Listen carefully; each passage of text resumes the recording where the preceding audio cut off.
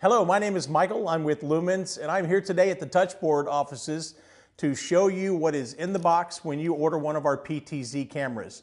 This would be our VC line of pan tilt zoom cameras.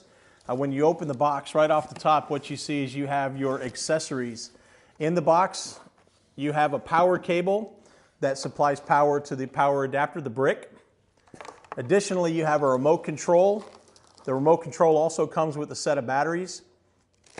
And then there are also some of the Phoenix adapters. Those Phoenix adapters are what you use to connect and control your extended connections for control.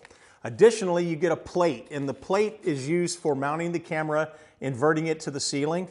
This comes with all of our PTZ cameras with the exception of our USB camera right here. Then when you take the camera out of the box, you'll notice right off the bat, really nice packaging. It keeps the camera safe during transportation. And then the camera is wrapped in plastic. This particular model is our VC-A50P. And that is what you get in the box with every one of our pan tilt zoom cameras.